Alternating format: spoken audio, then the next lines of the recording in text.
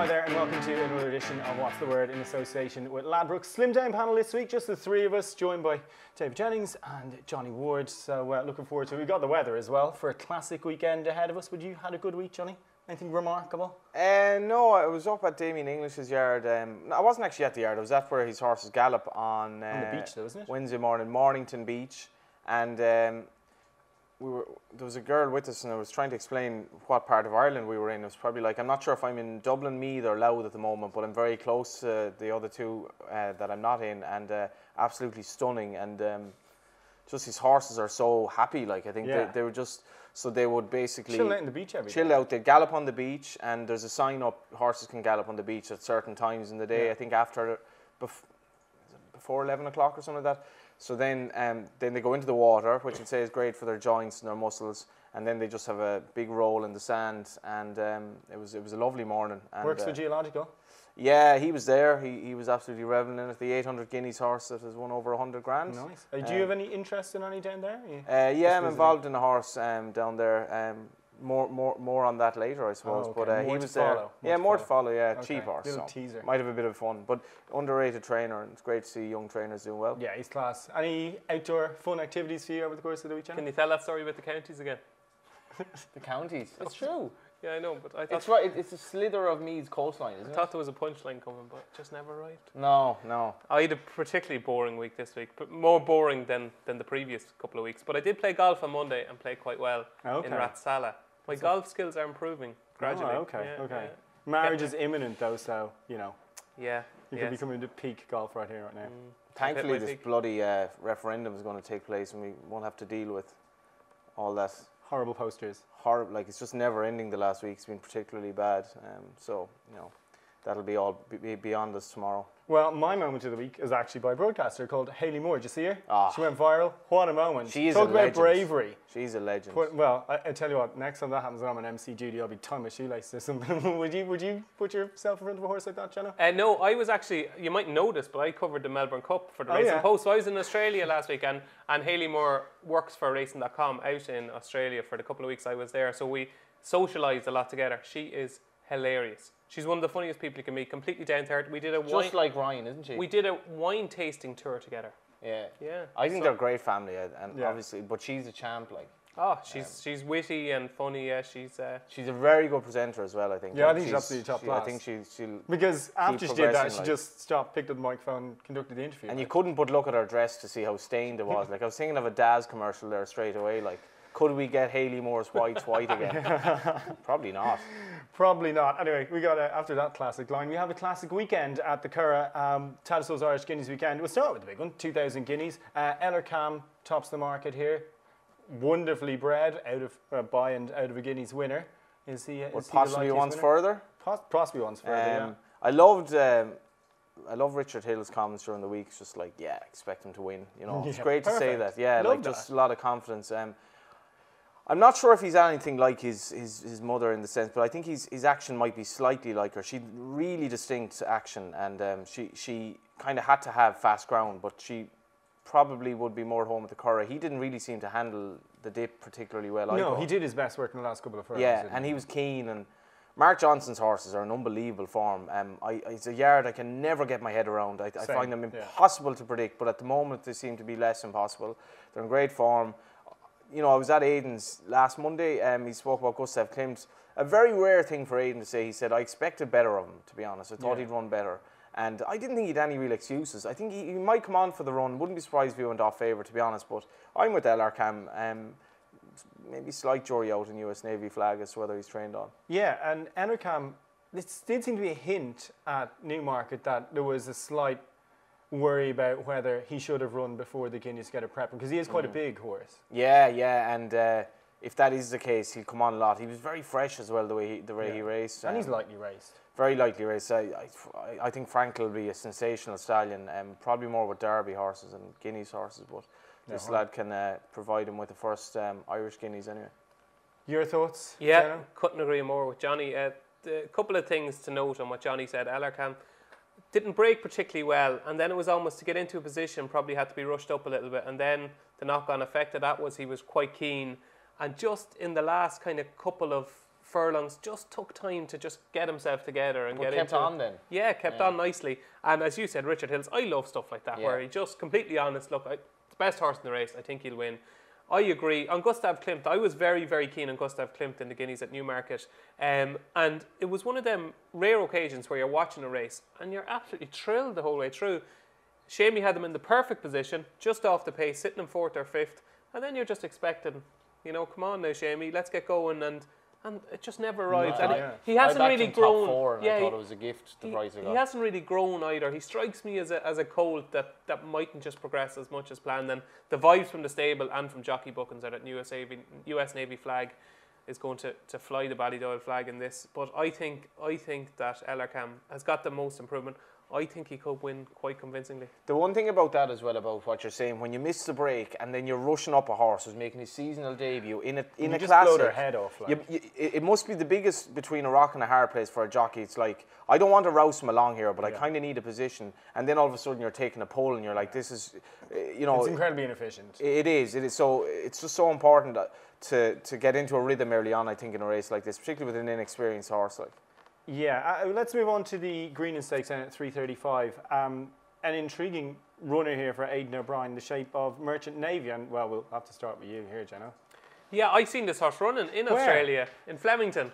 And it ran, it's a funny sort of horse, rated 117, which means that Brando's rated 114, getting £3 from Merchant Navy. So it'll have to run to 117 to win this race. And it might just be one of these that's overbet. And overhyped. Very good horse for Aaron Purcell. I was there the day it was 3rd at Flemington. It was only beaten a neck. And the races worked out spectacularly well. Rich Charm for Udita Clark, who's probably the most popular trainer in Australia. She's just kind of older woman and she's an absolute character. I interviewed her and she talks even more than me, which I thought was impossible. So that lasted about 6 days. And she's a remarkable character. But Rich Charm has won a couple of times since. Merchant Navy, loads of speed. And that day it finished 3rd. It was a little bit unlucky. But again, first run for Aidan. I would say that Brando sets the standard on its 2 runs this season. And if it runs to 117, it's going to be very hard to beat. I think Brando will win. Yeah. Can you see past Brando? It sounds like Taz Leeds is going to be a price there, the way you're talking. I don't know much about the O'Brien horse, obviously, notwithstanding what Jenno said. But Taz Leeds, probably the best run was Roy Lascott last year when splitting the 10-man. And Lamato, and back and forth was Labrisa Breeze, we actually tipped but didn't run recently. Haggis horses are flying at the moment. Doesn't need, that was on good to firm, perfectly fine on soft ground. I think Taz Lee could end up being a reasonably each way price because there really aren't that many in the race. I mean, I don't think the Irish horses, or certainly the ones that run in Ireland, are anything to write home about. So I'm keen on Taz Leach, a very likeable horse. Could still be improving as well. He's still a relatively young sprinter. Yeah, no, he's decent. We'll move on to Haydock as well because they've got an absolutely cracking race as well. I see the return of Batash in the Temple Stakes there at 4 o'clock. Your thoughts on the Temple Stakes? And you look past Batash here. You got Catchy as well. It's very impressive. This is one of these races where you can make up time on the running order because Batash is just going to win. Yeah. Make Batash the run straight out in front. Can you not give Catchy any chance whatsoever? Yeah, Catchy's improved a lot now. Catchy, I thought at Chester the last day, looked a rejuvenated character, just bang, gone, game over. And has a lot of pace, but just different levels of pace. Like this is as close to Harry Angel as we have, and yeah, I think he'll win. Can you see past Batash? No, and I think Charlie Hill's horses have been running well as well. He did a very nice maiden winner in these colours on 2 days ago, I think. Yeah, a really likeable horse. Very hard to catch as long as he's any way forward. Yeah, anything else standing out for you on the Saturday cards? Jenna, can we start with you? Loads. I'll be as quick as I can. Okay. The opening at Haydock, the 2 mile handicap at 2:15. I think Good Run, Godolphin's Good Run, had a break. It's very, very fragile. Has had a lot of kind of long absences, but it's run really well fresh in the past. It won 2 years ago after a break of I think 198 days. Came out and won at Newcastle. 2 years ago it was second then as well after a break at Newcastle in a good race. Rated 96. I just thought there's a lot of horse in the race that look fairly exposed, and this is one that's not exposed. Paul Hannigan has been booked, so I thought Good Run around 9-1 could win that opening handicap. I think Invincible Army is a cracking price in the Sandy Lane. I could see him taking a bit of beating in the Commonwealth Cup. 7-2. I was expecting more 9-4, 5-2. Very impressed at Ascot. Now that run has been frank since, because the second, Michael Stouts, I thought ran well in the feet last week. So I'm going to go for Invincible Army in 3:25. 2:30 at Goodwood. Fanan, too keen last time at Ascot. Took a real keen hold that day. It's rated 93. I think he's better than that. And Autocratic in the opening race. Remember, Autocratic won the Brigadier Gerard last year. I think there's a day in the difference between the Brigadier Gerard and this. I think it comes alive this time of year, and it always takes a couple of runs just to get wound up, and could be overpriced in that opening race at Goodwood at 155. Autocratic. Speaking of Brigadier Gerard, did you watch that on ITV4 the other night? I did. Bit of evening racing on it was great. TV. Great. I'd say it's great for attendances as well. Midweek even racing. Well, it's literally the best even meeting in the UK. But I know it's a good idea to have it on the telly and absolutely something a little bit different of a Thursday evening. Like the Leopardstown even meetings. If you're from the capital, and it really makes me sad that I wasn't around really for the Phoenix Park, because I live quite close, and it must have been a great place to go of an evening. Just yeah, it must have been. You know, but now you just hang around there generally, do you? Yeah. But no, I think I wouldn't be anywhere near as many as general. I quite like Mockalad in the handicap at the Curragh. I think he's Damien English trains him. I'd be all over Rattling Jewel if the ground were soft, but he's form on good form, doesn't stand up. The Curragh's actually quite a tricky card tomorrow, I think. But I like Mockalad each way. Well, more classic action on Sunday. 2 Group 1s at the Curragh on Sunday. We'll start with the Tattersalls Gold Cup. Cliffs of Moher and Defoe top of the market. Cliffs of Moher shorter than Defoe. Do you think that's right? I think Defoe would probably prefer softer ground, and Cliffs of Moher, he's a very hard horse to get a handle on. I backed him in the Derby last year, and I thought he was going to be a very good horse. The race fell into his lap in Naas. I thought he got a brilliant ride by Ryan Moore. I actually would nearly take him on with Lancaster Bomber. I'm just not sure he'll get the trip. But like on ratings, he's every chance. He's probably 20-25 to 1 relative to the other two. But just get the feeling he might be going off to set it up for his stablemate. So tentatively, Cliffs of Moher.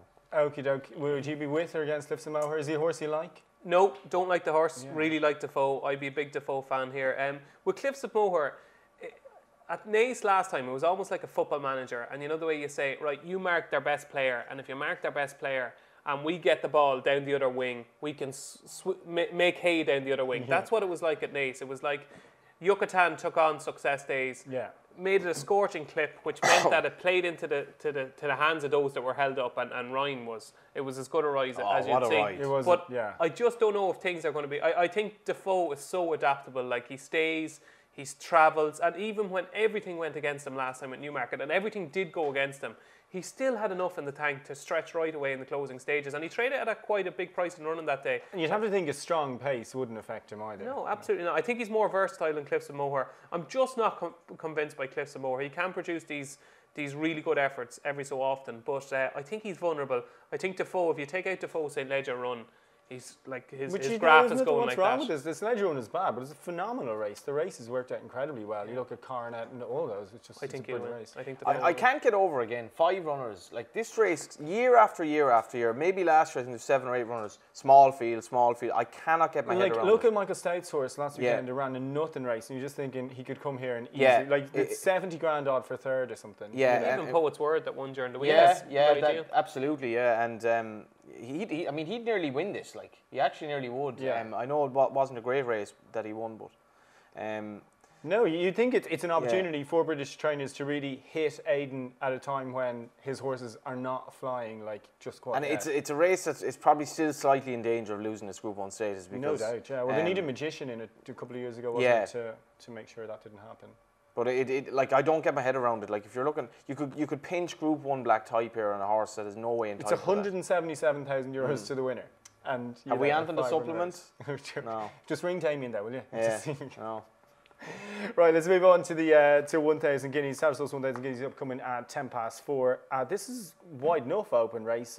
Aidan has a few here. Ryan's on board happily.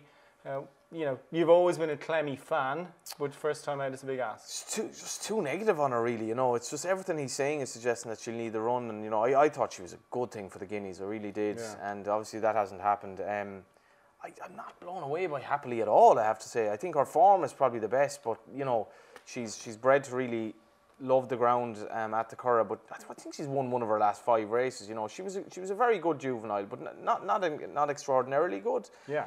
the Newmarket form, she'd every chance, really. She couldn't win, and I just couldn't have her at the price. Couldn't have her at the price.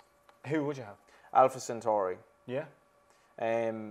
Was at Naas when she won on her debut. She's massive. Huge. Apparently, Jessie was saying that she was bigger than a lot of her jumpers. She's apparently as a 2-year-old. 540 kilos yeah. as a 2-year-old. And she had to keep sending back the data saying this is wrong. So if she can't train on, it's an affront to logic, for one thing. Now, Geno thinks she may not have trained on. US, was that Aidan O'Brien 2-year-old, the Warfront War Command. Yeah. But if she trains on and she gets the mile, she was 2-1 in Group 1 company at the Curragh when she disappointed on soft ground towards the tail end of last season. She's now 33-1 or thereabouts. I don't think it's a vintage race. I think you couldn't have Clemmy considering the negatives about her. And she's completely bred to get the mile. Jessie's horses are bombing at the moment. Her daughter Kate says that the horse is absolutely flying at home. Okay, I can't make a better case. Air Force Blue is the horse I'm trying to think about. Sorry. Who do you think wins the 1000? Yeah, one of the first ones I struck off my list was Alpha Centauri because I thought she hadn't trained on. I just thought the run at Leopardstown was just horrible. But Johnny is right. Maybe give her the benefit of the doubt. She wouldn't be for me now. But I've been in these situations before where I said, I'd jump off a cliff if certain horses won certain races, or I'd buy Paul Keely points for the rest of his life, and they have backfired spectacularly on me. So I won't be doing nothing like that, and I hope she wins for you. I think Happily will probably win, just because if she repeats her run at Newmarket, it'll probably be good enough, and the chances are she will step forward a little bit again. It's not a vintage renewal of the race by any stretch of the imagination. Good spread of trainers is the only thing you could say. Like who's Stafford, Kevin Prendergast, I did a piece with Colin Keane during the week, and he just said her attitude is incredible, and the line that he used that I thought was brilliant, her head is nailed to the floor. Yeah. He said her head is down, she's always trying for you. And that's great, it's like me in the office, flat out trying. Yeah. And I did think Algebra ran on very well in the trial, though, behind her. And yes, very eye-catching. Herself and Carolina were very eye-catching. Yeah, Carolina will love the ground, absolutely love the ground. And Algebra, just obviously her half-brother won over the course and trip to win the Guineas. Kevin Prendergast is... Autad, rather, and Kevin Prendergast is... 86 in July. Could he do it? He hasn't had a winner yet on turf this season, but I don't think she'll disgrace herself. So are you going to give her, you're going to put up a trifecta at this stage, are you? No, I'm going to just put up, one is hard enough, so Alpha Centauri for me. Alpha Centauri, you pop rubber each way, and you're? Oh, I hate doing it, but Happily. Okay, I'm going to give Soliloquy a chance. Just think she, that first run of the season. Lovely name. Yeah, it is actually a lovely name. And it'd be handy for you guys as well. You surely have plenty of stuff to be able to make wordplay from too. Sure. Anyway, let's see. Any other bets for Sunday? Galway in the hurling. I don't have anything that really. You're in Galway for the weekend, though, aren't you? Yeah, I'm gonna go down for the hurling. It's big an epic weekend. Well, it's an epic occasion in Galway. I mean, the last time, I think Galway's last championship game in Pearse Stadium was in 2011, I think, against Clare, if not the year before. It's a long time ago. So Ed Sheeran's played there more than you guys have. Absolutely. It's a disgrace that it's taken this long, but for Kilkenny fans, I think there'll be a massive influx of them to come to a real game in Pearse Stadium. They've obviously won their first 2 games. Galway won their first game. It's going to be a huge encounter. Great rivalry. The weather looks like it's going to be good. Yeah. I think Galway are a good bit better than Kilkenny. And I think, would I like Garrett McInerney against TJ Reid? Absolutely. If he marks TJ Reid relatively well, how are Galway not going to cover the handicap? Anything for Sunday for you? Yeah, I fancy quite a few horses in the Curragh. In the Gallinule, I think Latrobe can be given another chance. Very well regarded horse. Oh, they think the world of this horse. I did a stable tour at the start of the season, and you have to pick a horse to follow. And I said, Joseph, which one, out of all of them? The old 240 that are here. Didn't hesitate. Latrobe, I think he thinks the world of Latrobe. Obviously, it's bumped into Hunting Horn and James Cook, but I think there could be more to come from Latrobe. I think he can win the Gallinule. Later on the card, there's a couple of cracking handicaps. Michael Halford has the top 4 in the mile handicap. I think it's at 4:45. He's got Massif Central, Ambassadorial, Saltonstall and Cataman. Yeah. I'd be pretty sweet on Saltonstall, who ran on heavy ground at Cork last time and just completely got stuck in the mud. William Buick has been booked to ride. I think Saltonstall is the one for me in that. And in the K Club handicap at 3:35, Lord, he's looking for a tea time there. Did you hear that? Lord, holy God. Did anybody just... Didn't mention a sponsor all the way except for the Katie Club. Just have a look at Worcester, who ran it at Leopardstown last time. Noel Kelly trains it now to be a coincidence. For Noel Kelly trains it. Chris Hayes rides it. So anybody that backed Worcester last time, Paddy Power, you should pay out. It should be, what do they call them? Justice payout. Should pay out. They should pay out. Ladbrokes should pay out on a justice payout on Worcester. So unlucky. I think Worcester will take a bit of beating in the 335, but Salt and Stall for me. I actually forgot. I did fancy a horse. Espoir de Soleil, Dermot Wells' horse, a half sister to Casual Conquest. Very, very good form at 3. And I think on the ground, the horses are in great order. I think she's run off 81. I think she's going to run a huge race, I feel, in the mile and 2 handicap. Yeah, he said thought she might be a pattern filly as They're a 2-year-old. obviously going to go black type, He produced that Immortal DK line after she won her maiden. Did what we expected. You know, hopefully she'll do what we expect on Sunday. Move on to the best bets of the weekend. Of course, Ladbrokes go best odds guarantees on multiples from 12 till 2 in shop. So best bet of the weekend, and give us a little. Best bet of the weekend. I'm going to say... Stay close to home if you want. I'm going to say Alpha Centauri at the prices, I think. Why not? And for a treble, then we'll go a bit shorter. We'll go with Batash, Tazlease, and Galway in the handicap. Good stuff. How many do you want? 3 is fine, but I mean... 3. I think Defoe will win the Tattersall's Gold Cup. I think Salt and Stall will win the handicap at the Curragh on Sunday. And I'm also going to go for Autocratic in the 155 at Goodwood on Saturday. Good stuff. Well, I am with Ellercam in the 2000 Guineas. I'm going to go with Defoe as well in the Tattersall's Gold Cup and Soliloquy in the Tattersall's 1000 Guineas. Thanks for watching. Thanks for listening. We'll be back again next week with more What's the Win.